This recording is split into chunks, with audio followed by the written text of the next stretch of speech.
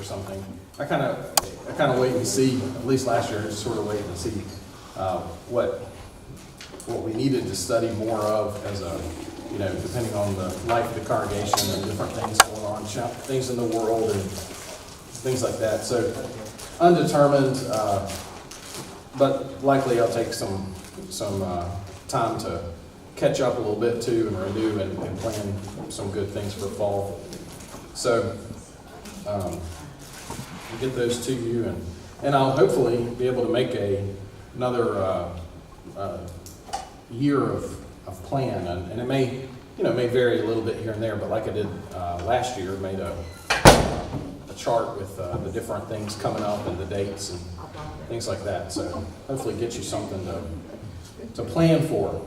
How can we pray for you and yours and others today? Doug. George Broda and Fred Bierman are both in need of prayer. Fred lost his wife on Easter Sunday, and he's undergoing cancer treatment, so he's in bad shape. And George Broda's in Crystal Bluffs with he had a knee replacement, and it had some ill effects that he's trying to overcome. So they're both in need of prayer. Certainly. Yes, President Bush, the elder in the hospital now.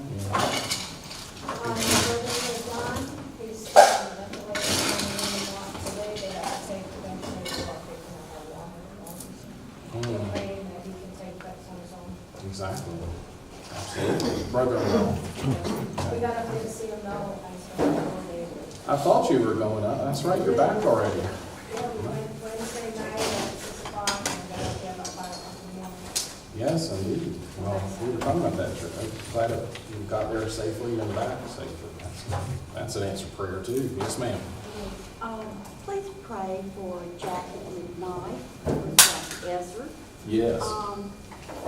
She's having a lot of appointments right now, and it appears that she may be able to stay at home because they're doing some lift training this week, and she would just really, really love a car. I don't know that I would drop by.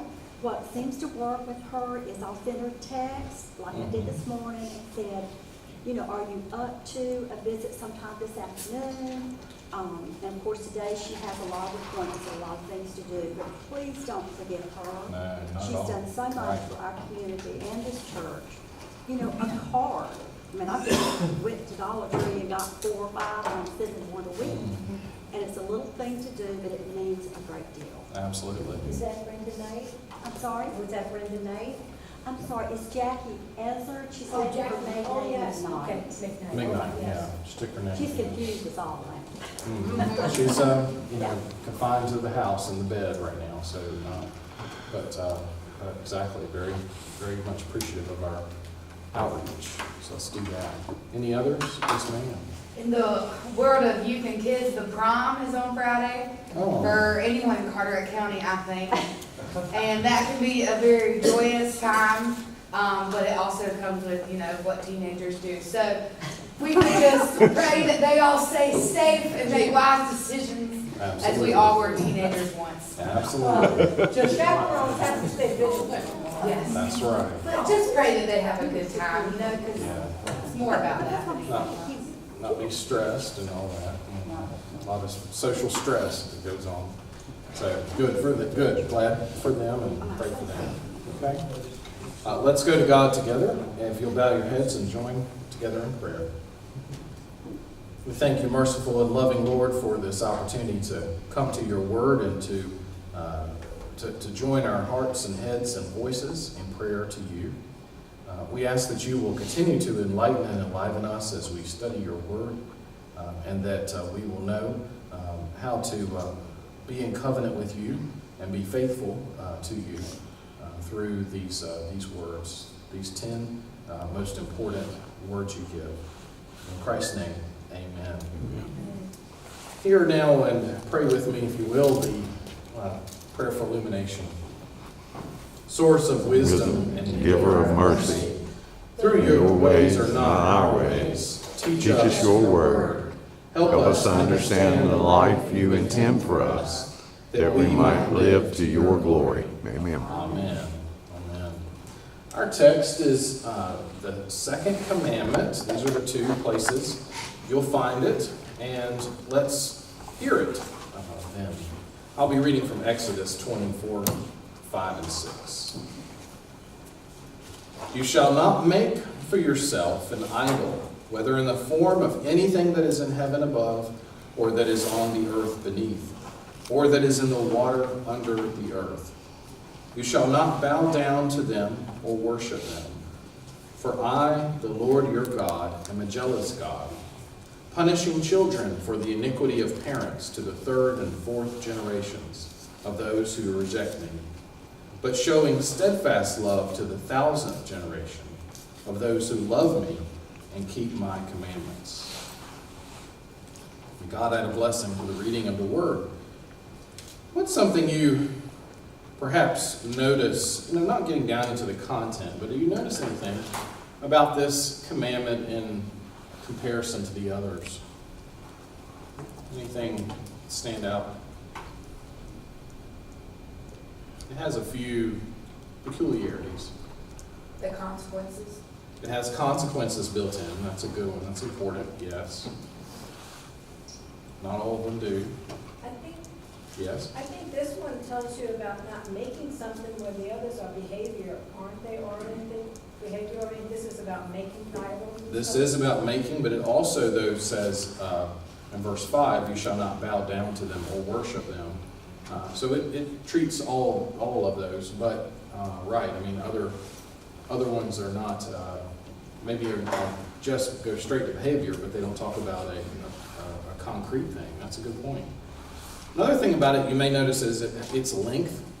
3 verses. Can you sense or pick up any other that's as long as this one or longer than the second commandment? Looks like, remember the Sabbath day. The Sabbath. About the same one. Right, the Sabbath one.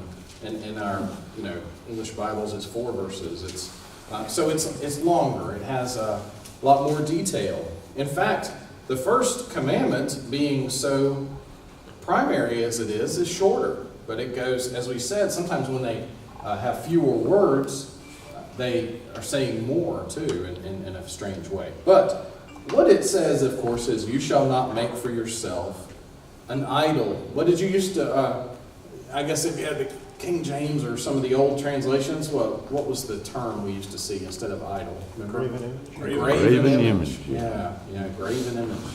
That sounds, I don't know, the grave part sounds just even more ominous, doesn't it? Graven image. The command is a series of 3 prohibitions, though, as Barbara and I were noting. You shall not make for yourself an idol, but also verse 5, you shall not bow down to the idol or worship the idol. 3 prohibitions that are a counterpart to the formula of banishment in verse 3. Remember verse 3 says, you shall have no other gods before me, that first one.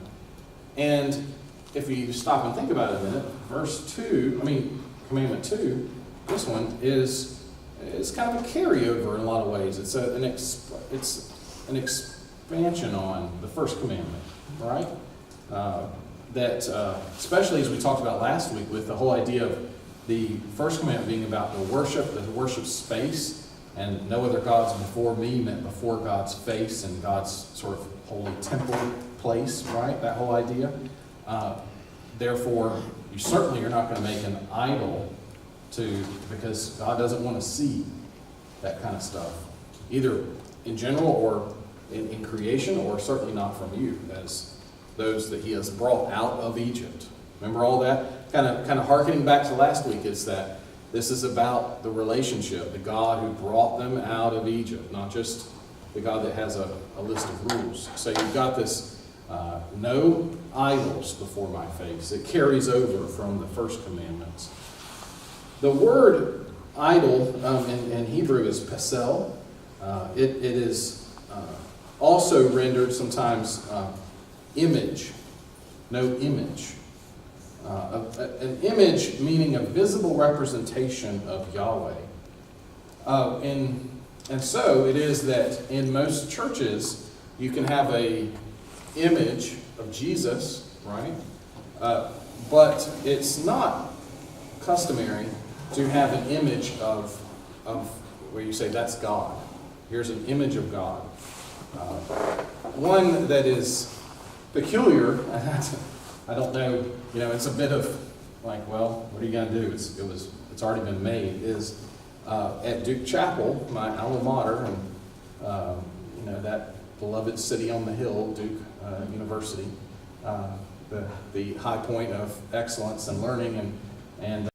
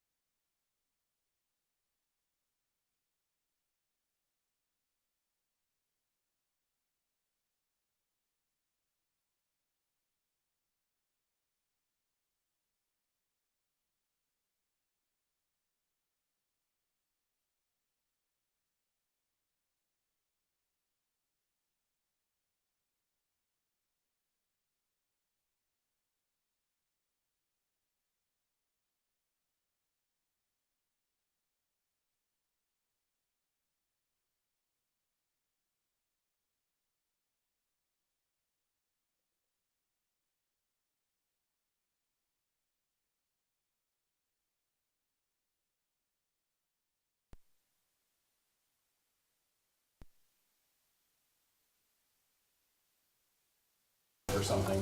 I kind of wait and see. At least last year, I just sort of wait and see what we needed to study more of as a, depending on the life of the congregation and different things going on, things in the world and things like that. So undetermined, but likely I'll take some time to catch up a little bit too and renew and plan some good things for fall.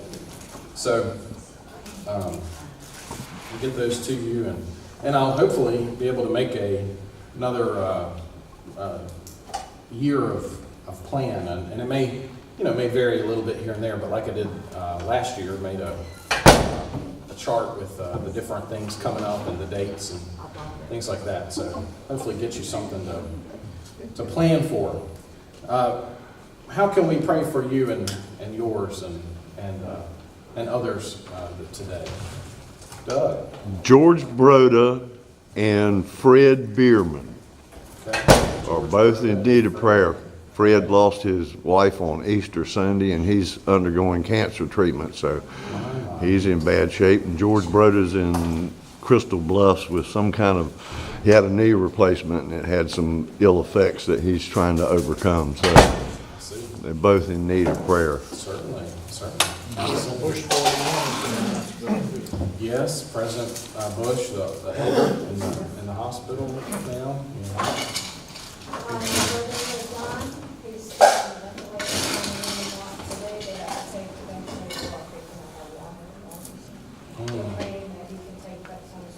Exactly. Absolutely. Brother-in-law. We got up there to see him now. I thought you were going up. That's right, you're back already. Yeah, we went Wednesday night at 6 o'clock and got up there about 5 o'clock in the morning. Yes, indeed. Well, we were talking about that. I'm glad that you got there safely and back safely.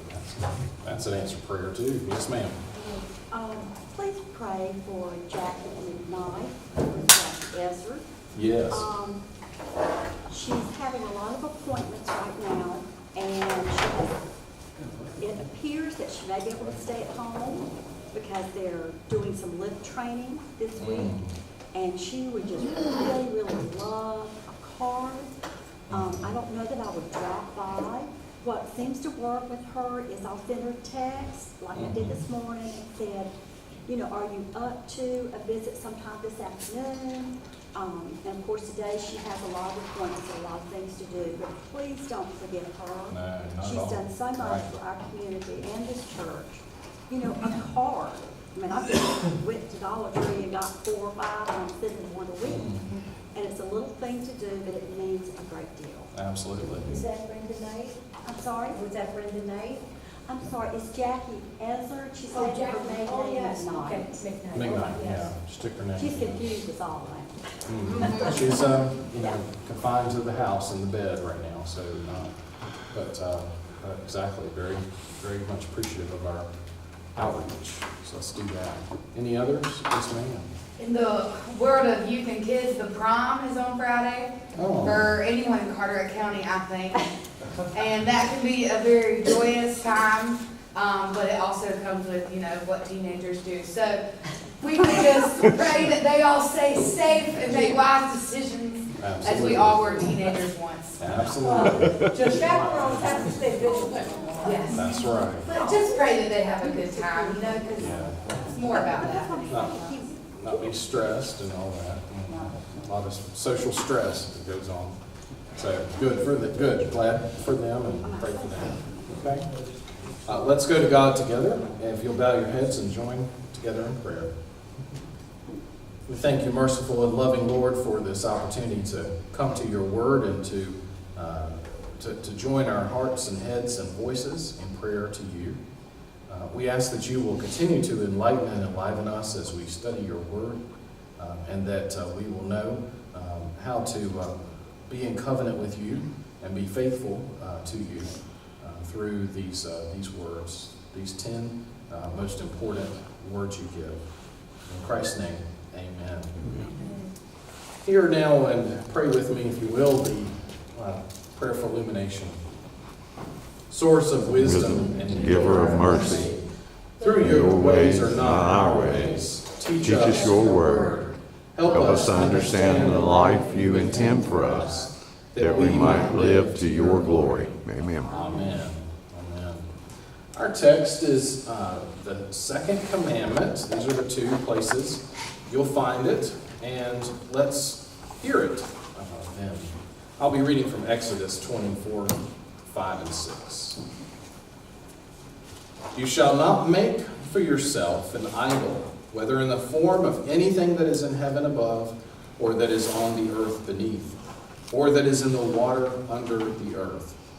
You shall not bow down to them or worship them. For I, the Lord your God, am a jealous God, punishing children for the iniquity of parents to the 3rd and 4th generations of those who reject me, but showing steadfast love to the 1,000th generation of those who love me and keep my commandments. May God add a blessing to the reading of the word. What's something you perhaps notice, not getting down into the content, but do you notice anything about this commandment in comparison to the others? Anything stand out? It has a few peculiarities. The consequences. It has consequences built in. That's a good one. That's important, yes. Not all of them do. Yes. I think this one tells you about not making something where the others are behavior, aren't they oriented, behavior oriented? This is about making idols. This is about making, but it also, though, says in verse 5, you shall not bow down to them or worship them. So it treats all of those, but right, other ones are not, maybe are just go straight to behavior, but they don't talk about a concrete thing. That's a good point. Another thing about it you may notice is its length, 3 verses. Can you sense or pick up any other that's as long as this one or longer than the second commandment?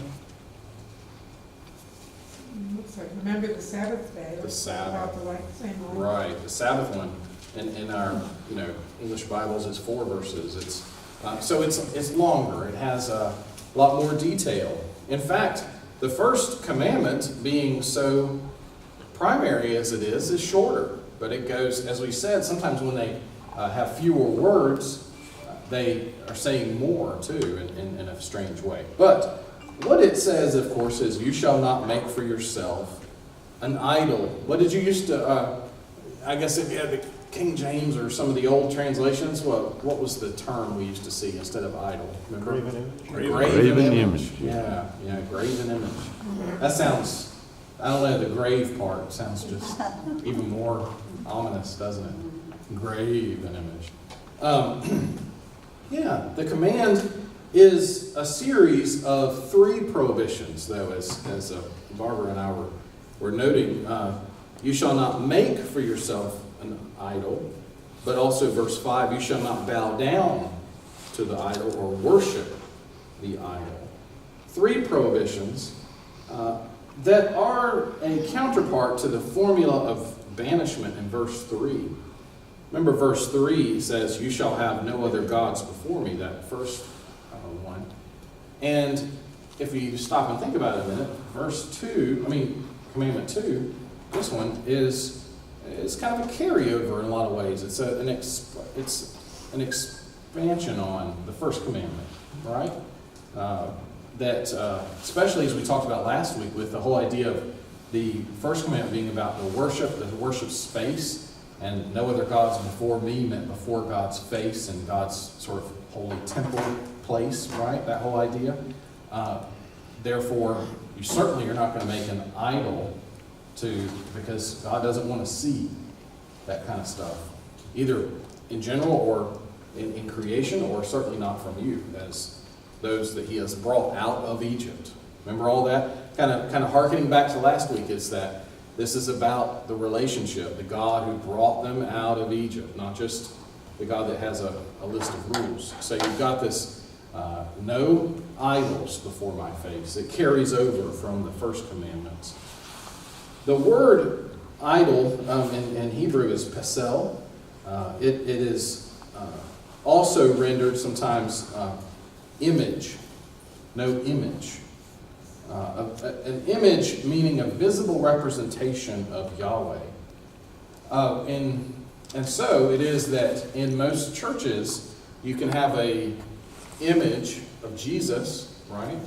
But it's not customary to have an image of where you say that's God. Here's an image of God. One that is peculiar, I don't know, it's a bit of like, well, what are you going to do? It's already been made, is at Duke Chapel, my alma mater, and that beloved city on the hill, Duke University, the high point of excellence and learning and all good and virtuous things in the world. Okay, all right. I pushed it too far? Was that too much? Okay. You're going to middle. Going to middle, that's right. And in Duke Chapel, they have at the very front window where they have Christ and the disciples all pictured in their own window. At the very top is I guess it's probably a rose window, but it's not really huge. I probably should have pulled up a picture or something and put it in here. But it's a face. And it's not a body or anything, but it's this face with really big eyes. Has anybody ever seen that? Or ever pointed that out to you if you ever toured it or something? It's supposed to be the face of God. Okay. And it's right on it. And it's the only one I know of. And it is, but they'll tell you when you go or ask about it, they'll say, it's not meant to be an image of God. It's meant to be a reminder that God sees everything. And so it's real big. Well, you pay your money and you take a choice, right? I guess if you're a Carolina fan, you think it's probably idolatry and all that. But if you're a Duke fan, you're going to be okay with it. Sounds like idolatry to me. It does? Oh, no. Oh, no. It does. It is really questionable. I don't know why. Yeah, they went in for that. But okay. When UNC builds it, at least we have a chapel. Huh? Oh. All right. The getting back. Should I get back to the scriptures? Is that where? Yes, please. Okay. All right. I hear you. Please. If you'll keep your finger in that commandment though, and flip over to Exodus 34.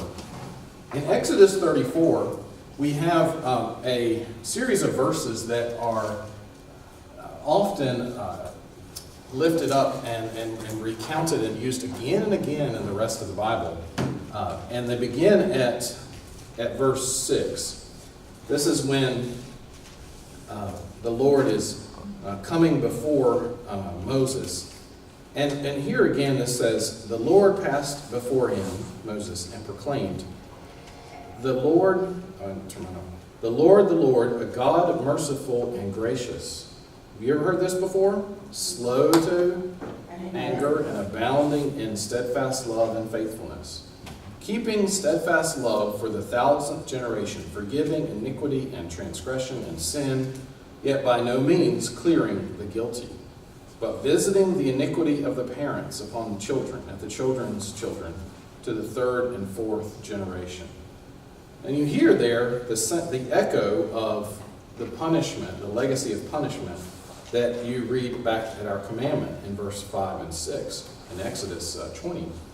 Punishing children for the iniquity of parents to the 3rd and 4th generation of those who reject me. But showing I'm back in Exodus 20. But showing steadfast love to the 1,000th generation of those who love me and keep my commandments. So the comparison there in the text is, I'm going to punish how many generations? 4. 3 or 4, right? And how many am I going to bless? 1,000. Not meant to, it's not a loophole where you kind of go to adultery and you're like, well, at least it won't affect my great-great-great-grandchildren. It's not a loophole. But it's a expression of God's grace showering down for 1,000 generations. I wonder, obviously it's that's also not a time clock where it's going to get to your 1,000th one and then run out. But I think, well, how many generations how many years must it take to go through 1,000 generations? I mean, even if everybody would live to be 100, which would be a big stretch, right? That's what? 300,000? How much? Yeah, Even if 100,000, the right? generation starts in Years. 30 years or something. Yeah, I mean, that's certainly on through, that more than well covers years between now and Jesus' time, or Exactly. frankly, maybe Moses too, so. Okay, so the idea that the punishment is what it is, but the blessings go down for so long. It's a way to express both a positive and a negative for keeping this commandment. And it's kind of gracious and special and beautiful that God's commandment is not just about punishing, but about blessing. And that while God reserves the right to punish us, and we'll see in other places too later on that, if not today, then other days, that each of these commandments has its own or a corresponding punishment if you fail to keep that commandment. So, but look how it's already cast in terms of blessing alongside punishment. And it's also cast in terms of this relationship with the people. This is the God that, God doesn't owe us the blessings. God doesn't owe us fidelity. We've transgressed, and this is God going the extra mile. And so sometimes when you hear about people saying, well, the New Testament is where all the grace is, and well, not really. It is there, obviously, but it's not all limited to the New Testament. The Old Testament God was not much more vindictive and what have you. It's just that you have to watch for and read for these blessings and this fairness. And you have to put and think about this from God's perspective, that God doesn't have to give you any of the blessings. So it is a measure of punishment and showing steadfast love. Okay, here's something. This is, can anybody guess what you think this depicting? Cain and Abel? Absolutely, Cain and Abel. Good job, good job. Studied your art and history before you came in this morning. That's extra points. This is Cain and Abel, and it is indeed a harsh reminder of that harsh story, for sure. The prohibition against crafting graven images by Israelites may well have been grounded in the story of Cain killing Abel. It's not 100% sure that we know that's exactly what they were talking about, but there are some interesting intersections that can kind of thicken the plot, deepen the narrative. And so we'll study them not just because it's all booky and smart stuff or whatever, but because it thickens the plot of why we might carry forward this commandment and what it would look like to us. In Genesis 4:2, Cain is identified as one who works the land. And in light of his name, and here's where it gets a little technical, his name, Cain, means smith. And it also means smith in Hebrew. You know, today the last person's name Smith, somebody in their ancestry was probably a smith, right? A metal smith or something like that. So, I mean, my last name is Mills, and somebody back in my days, and back in my history, ran a mill or mills. And my first name, Taylor, is my mother's maiden name. And and undoubtedly probably comes from someone who was a tailor in the community at some point. So you'd think I'd be good at sewing and millwork or something, but I'm not, you know. But Smith is the occupation that was sort of historically associated with the name Cain. And the name Abel, we're told, means skilled shepherd or farmer. It really wasn't distinguished between the two, but someone working over the land, doing agrarian things, okay? The smith is possibly going to be digging and mining. Now, that mining in that time was nothing like it is now, but there was, you know, this is perhaps what, bronze? Bronze or iron? Iron came first, right? Iron Age. Help me out. History books. Huh? Iron's last. Iron was last. Okay. Well, I mean, anybody remember? Anybody there? No, I'm just kidding.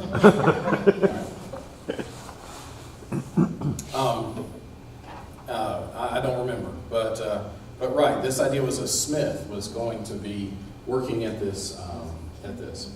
And when it says for Cain, it talks about the fruit of the land mentioned in Genesis 4:3. It would have been for minerals or metals rather than grains or grapes. And for Abel, the fruit of the ground might have been the fruit of the field or the flock, you know, the meat or the fruit, real fruit, or what have you, vegetation. Consequently, when Cain presents his offering to Yahweh, they would say if it's the fruit that he would bring was possibly something of metal. I tend to think it probably could have been stone or rock too. I don't think there was a lot of... Stone was the first. Yeah, so Stone Age, right, yeah. I mean, I think this is going to probably be something of stone or fashioning. It was the idea of fashioning instead of harvesting. And Cain's gift is rejected by Yahweh, and Abel's lambs were accepted. And so, again, this is, you know, speculative scholarship that just says, well, given those things, could it be that played into the idea that with Cain's offering rejected had a lot to do with the idea that the stone or perhaps the metal, whatever, the idol, the totem, if you will, was going to be rejected. You know, I don't know. Could be. The idea that human invention is going to be less valuable to God, if you will, than the animal or the vegetable or burnt offering. And that's something we do see. I mean, a lot of gods in the ancient Near East were honored by the statues that were built to them, or at least the idea that humans were telling themselves, you know, that, well, we're going to go build a statue to Dionysus or, you know, somebody like that. And so, but in the Hebrew tradition, no, they didn't do that, did they? They built, they would bring the burnt or grain or animal offerings, not the statue. So, nothing of human invention could ever be as adequate to capture all that Yahweh is. Is that the same thing like their altars? Yeah, I mean, You could only build an altar out of non-hewn stone, right? mm-hmm. Yeah, it was a real pushback against anything that was like an image or a Although statue. by the time you hit the temple, that's not true, because all, Right, right. Well, I don't recall, yeah, it might not have been true about the altar. I don't recall them, because there's gold on Sort the of- corners of the altar. right, and all yeah, that stuff. yeah. But I don't recall them really opening the doors for, like, statuary of God or anything. No, but here, Yeah, Cain brings something made by man, and Mhm. Abel brings something made by God. The difference, right? Right, that's the idea, right, that you didn't go out and fashion something to Give to God.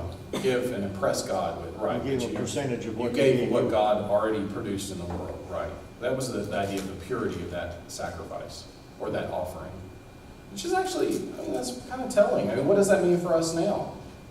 Well, perhaps that we tend to offer as follow where the Bible says, to offer to God your virtuous and faithful deeds and words instead of too many material things. Or, we do tend to say, well, instead of, we want to build a sanctuary to God because God, deserves our holy worship, but we don't want to get so over ourselves into making it as ornate as we can. We want to keep the focus on God, right?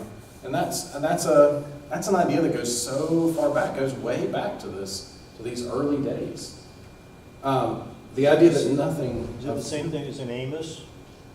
The widows and orphans instead of bringing stuff? Right, yeah. Or Psalm 51, right? A broken and contrite heart, God will not despise, instead of another offering or something like that. So, yeah, the idea that this is about the relationship and not about appeasing the deity kind of thing. Nothing of human invention could ever be adequate to capture all that Yahweh is, that God is. The one who has made everything and sits as king over the whole earth and its inhabitants could never be comprehended by the human mind, let alone constructed into an image. How could a mere creature ever hope to accurately represent the Creator? And we never could. And so part of the reasoning is don't even try, because you're not gonna be able to. Also with that was this old ancient idea, as we know, that no one has ever seen God and lived except save Moses and the crag of the rock and his passing, all this kind of thing. So for mortals to do this was going to be suicide, if you will, to try to create God. It was going to upset God, and it was going to ultimately get you in real trouble. The one image in creation, though, that can do justice to the Creator when it's not in its fallen state, if you will, is the one that looks back at us in the mirror. So there is not an exception at all, but a way of looking at this where we think about the ancient Hebrew idea of that we're created in the image of God. Now, shall we go create more? We can procreate, but cloning, when you want to get 21st century, right, or 20th century for that matter, cloning is going to run up against the idea of being a creator. And that part is part of what probably rubs against us the wrong way sometimes. But anyway, the idea that we ourselves are, again, when we're not fallen, when we're redeemed in grace and such, we are created in God's image. I had an idea of like trying to find a bunch of mirrors and bringing them in or something, but I didn't have any luck with that. So what I want you to try to do, you're gonna try this here if you will, is does everybody have some kind of phone, or most of you have a phone that can take a selfie? Have you ever who's taken a selfie before? I know Julia. Hey, a few of you. How you say you know I have? Because you post them or something, I'm sure you. Well, how about that? You want to be like the kids. Let's be like the teens and the kids. Let's be silly, fools for the Lord, right? Let's each take a selfie. Will you try it? Come on now, you can try it. Oh, please. You're not above it. I'm not. If you're pastor, not. Let's see if I can do one here too. You have to kind of do a trick. Oh, see, watch out. You know, it's just a whimsical thing. But that's it's a mirror. It's a mirror in your pocket, I guess. You have an image. There you are. There you are. You have an image. You are fearfully and wonderfully made, as the Bible says. Created in the image of God, and when God made humanity, God said it is good. And so, turn, whatever, if it's a mirror of itself, whatever, turn if there's any part of us that wants to have an image or be thinking about image, let it be God's image through us. Of course, we don't want to attach all the vanity and things that come with our imaging ourselves, but think of yourself as created in God's image, and then how much more then is it wrong to go and fashion something? Now, you can go in the art museum and people made amazing statues of other people. Of course, I'm not talking about statuary is wrong or something. No. Now there were generations in ancient history and in medieval history where they said any statuary, any images of any body was wrong, a violation of this. You know about that, right?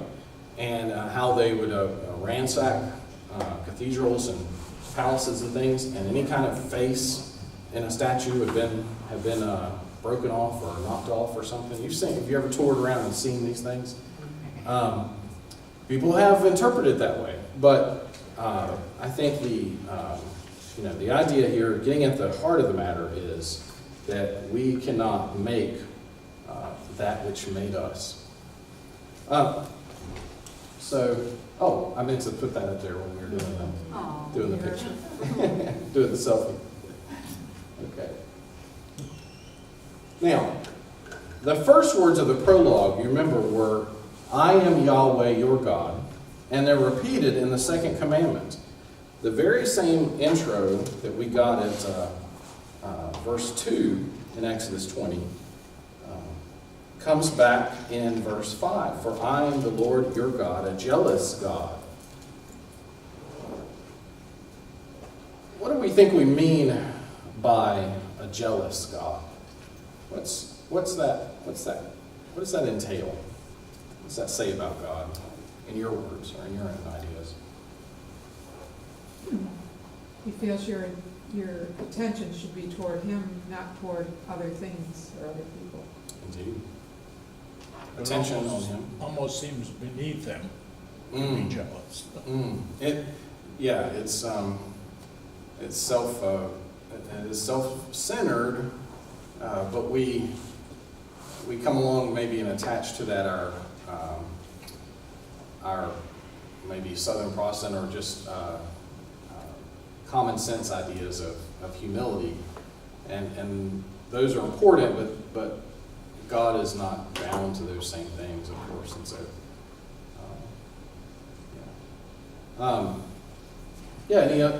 it reminds me of the jealous lover, and it's not a reduction of God to just eros or things like that. I don't mean that at all, but the idea that it's a good way to picture the feelings of behavior that come if you were to think of what it feels like to be jealous. It's not envy, right?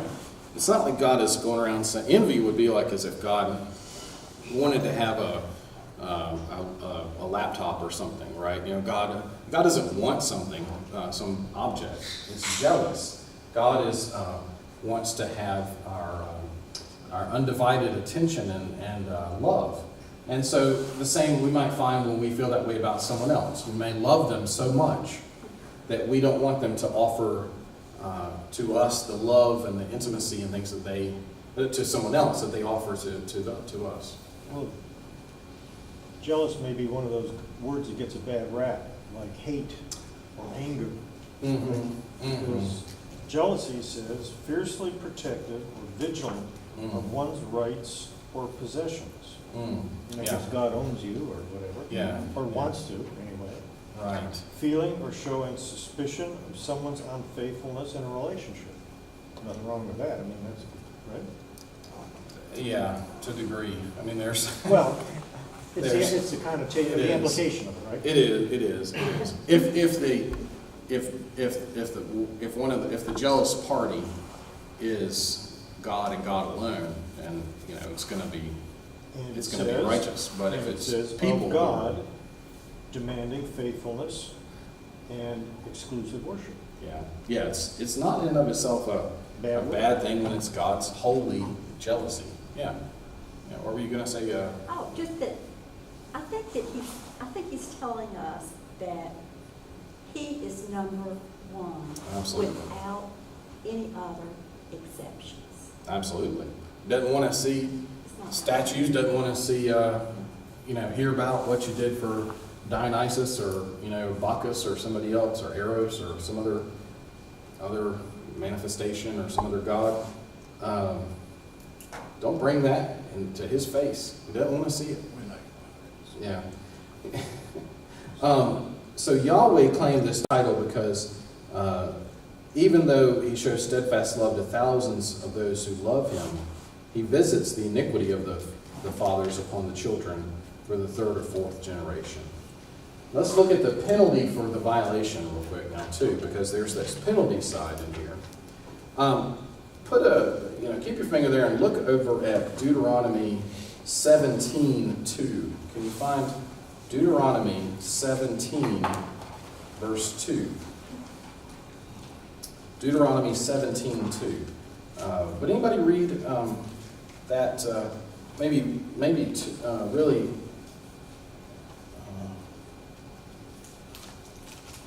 Well, 2 and 3. Would someone read Deuteronomy 17, 2 and 3? If there is found among you in one of your towns that the Lord your God is giving you, a man or a woman who does what is evil in the sight of the Lord your God, and transgresses his covenant by going to serve other gods and worshiping them, whether the sun or the moon or any of the host of heaven, which I have forbidden. I should have had you. And if it is reported to you or you hear of it and you make a thorough inquiry and the charge is proved true that such an abhorrent thing has occurred in Israel, then you shall bring out to your gates that man or that woman who has committed this crime, and you shall stone the man or woman to death. That does not look good for us, folks. That's not good. That is harsh for us, isn't it? For anybody. We have always lived in a world of options, alternative choices, and gods who make powerful competing appeals.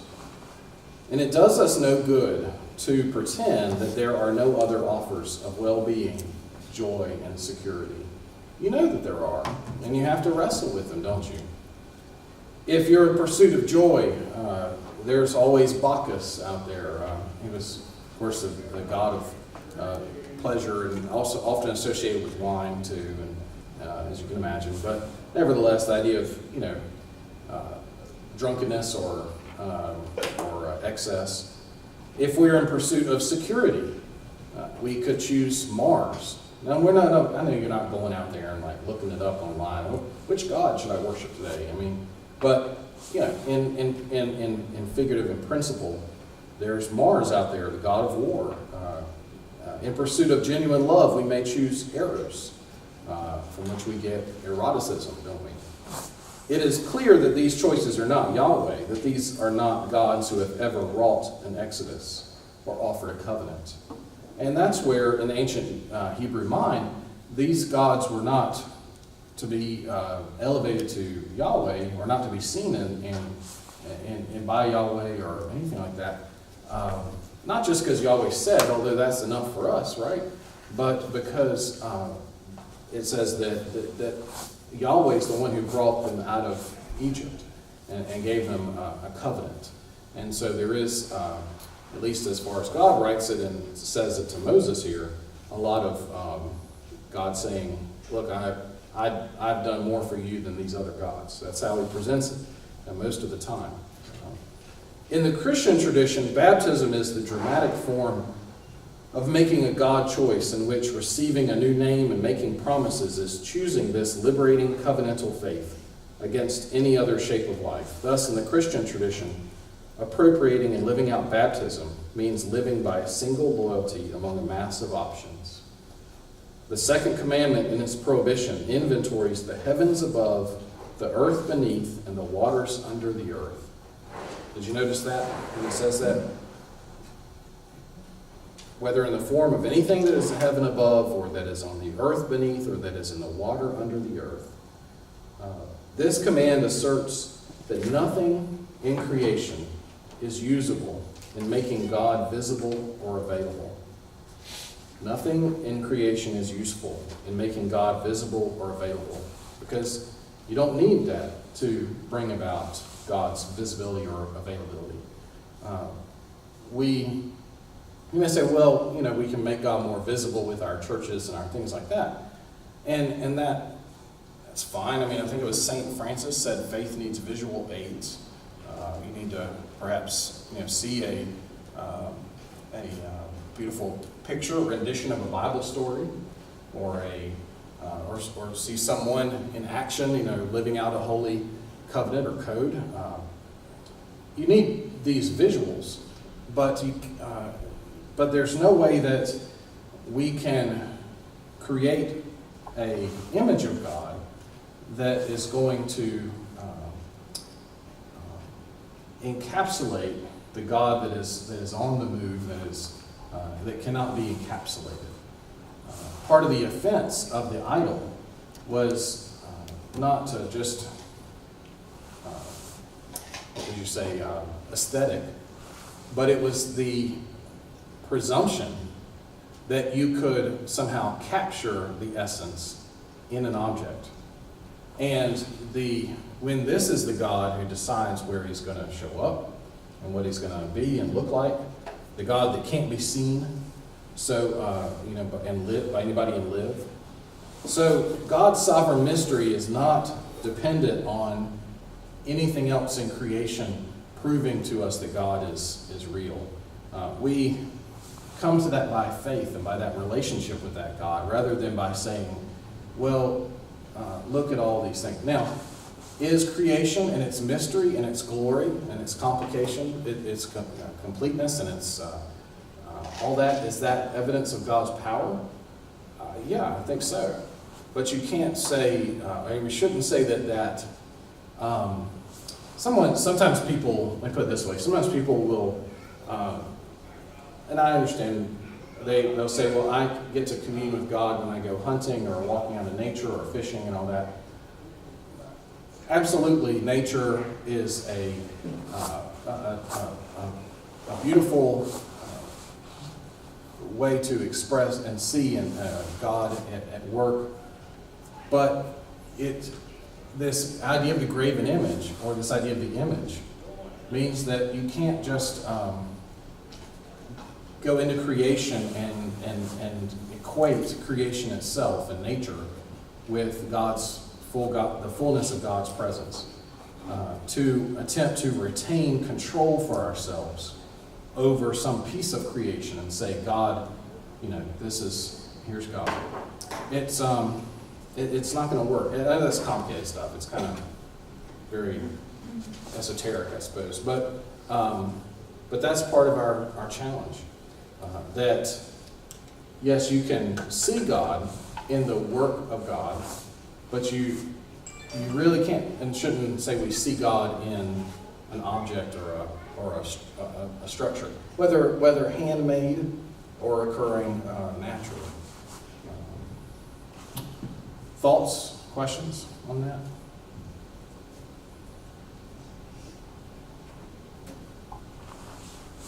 Left you dumbfounded, huh? Speechless. Well, people just. Bored or half asleep or something. People worship nature. That's what, Yeah. when they go out there, they're going, the sun god or whatever, but they go out, Indians worship Yeah. the nature part of it and try to go, oh, this is God, not that it's Right. the work, like you said, we see his handiwork, Absolutely. but they're out there going, Absolutely. oh, this is a cool tree. Yeah, yeah, You know, absolutely. oh, look, there's an image of God on this tree, I can see it. Mm-hmm. You know, Yeah, there's an idolatry of nature, you know, that, and I'm I want us to be good stewards of nature, and I'm pretty passionate that we need to take care of this earth better than we do now, but I don't want to ever see it or idolize the earth and creation as if that's as if it takes God's place. Yes. When I was working the latter part of my years in Pennsylvania, I was working in New York, and I would commute all week, and then on the weekend take care of things for my grandmother and parents. And so Sunday morning, I would get up early and walk around Lake Scranton. It was a 3-mile walk, but it was an hour that I had where I did not have the city, I didn't have work, I didn't have Absolutely. anything. It was just a gift to me from God, that I could just have that Absolutely. place that I did not have any distractions.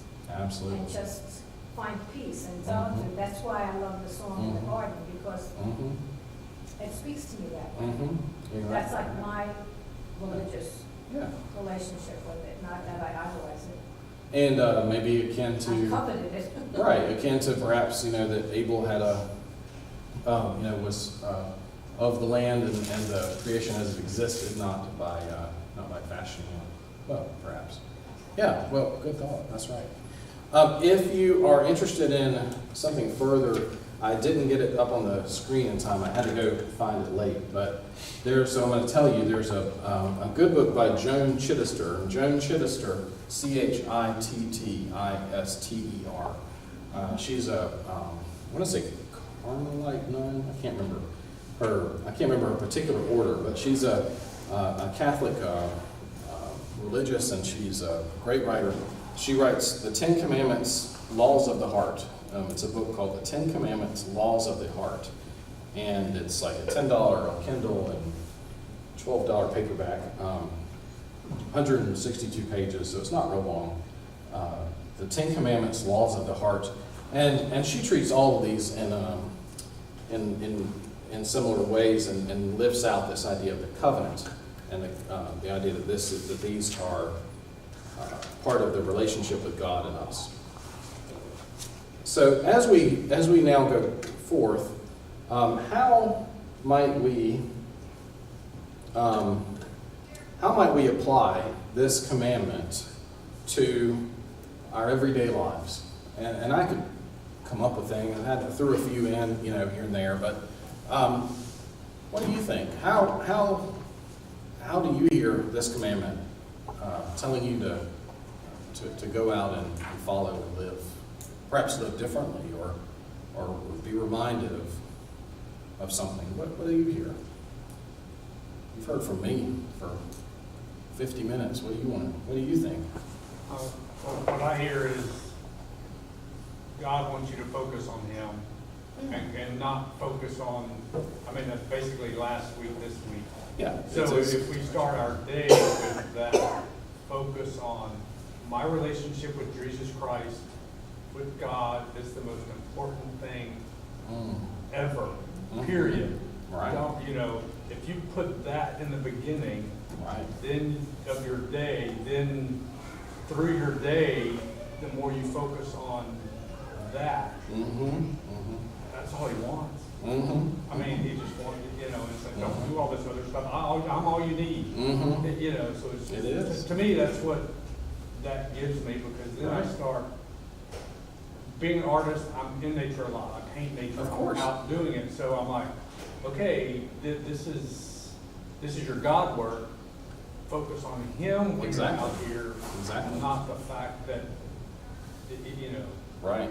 So for me, that's what it does. That is what it does. And Keeps then me you focused on can, Him. right, and you can then provide someone with an image of that experience, or the opportunity to crawl into your experience of God's presence when they look at your paintings, which are I can quite, say to all of you as a professional art critic myself, that they are great. They're absolutely fantastic. So, yeah, and they do that. When I see them, I can feel that I'm there thinking of God's handiwork and God's great things, great work. They're on gallery now, all right? Where's don't you have a show not or yet. something? Not yet. It's coming up. Gotta get them done first. I know there's something coming up. Gotta do Okay. the work first. Oh man, yeah. I'd like to say, don't sweat the small stuff, but it's all small stuff. There's only one big, Yeah. everything else is lesser. And it's funny, isn't it? Because we're not used to. I don't know about y'all, but I'm not used to walking around and passing by a temple to Apollos on the way to Morehead City or something, right? We don't have that kind of experience of some of these that the ancients had, at least not in our setting. But what are some of the temples? Let's say you go to Newport, you go up 70. What are some of the temples that you pass by? As you go, you get my confusing. I'm sorry. I'm always here. That's okay. Let's say you're driving up 70, right? You're not going to see a sign that says Temple to Apollos on the right, but you're going to pass a lot of temples. What kind of temples are you going to see and pass by and come by? Walmart, What's that? I was fixing to say that. Okay. Doesn't mean you don't go to Walmart, no, but it's a part of the construct. Stores. Here's one that that I'm sure that this did not come from me. I'm quoting, but seriously, it makes you think. An ethicist at Duke Divinity, Stanley Howard Watts. Julius got a book that he wrote with Bishop Willimon, and he said he passed by Duke Hospital one time, and he said, "Behold the house that death built." Oh, Gee, ooh. Oh, okay, well, a lot of healing and life coming out of there too. I gotta say, I don't go there with them, but it kind of makes you think too. A lot of the system and the medical, business system and all that is avoiding death too, but I don't know. That's harsh, isn't it? I don't know. I'm not jumping on that train. I'm just telling you. But that's an illustration of applying this maybe to an extreme, but it's like, where are the temples? Yeah, you're going to say something? Well, if it's the house that death built, it would be the people who bequeathed their money when they died, so their name was on a board. That there is some fault in church leadership some places too that says that just best not to name things after anybody. I thought, we'd have to do a lot of renaming around places, wouldn't we? But it makes you think. It makes you think, and I think the idea, it may be extreme, but it makes you think. Well, okay, what are we doing? How do we? Let's just sort of think about what we're doing when we erect a quote temple. That's harsh. That's not in here. That's not canon. It's not Taylor's biblical proclamation. It's just things I catch and I'm like, whoa, okay, that makes you think. All right. Other commandments coming up. Those other. Any final thoughts? Anything you need from us? And there's one thing people forget is with Islam, they've got the big stone, rock, Yes. block. And people forget that that's their idol. That they don't, Yeah. that they hear, oh, we're moderate, but they go, oh, you're moderate, what does that mean? You still go to that, The pilgrimage. to the big box. Yeah. Because you have to touch it so all your sins will get sucked into the box. Mm-hmm. Yeah, there is an entrance inside the temple, it is an expression of a sort. So, well, good. May we go to God together in closing. God, we would seek to offer you only our worship, and not a graven image, not a temple to another god, but seek to do everything in our lives to honor you. We would ask that you would help us take these teachings and your word and learn to apply it not only in the most obvious ways, but in the creative and thoughtful ways, to second guess and third guess and fourth guess ourselves, that we might be truly faithful and of your ways. For we desire the blessing that you promise to the 1,000th generation. And we thank you for being our God, who brought us out of slavery to sin and death, and has set us into a promised land of grace, and dwelling in the person of Jesus and through his Spirit in us. All this we offer in Christ's name. Amen. Amen. All right, thank you.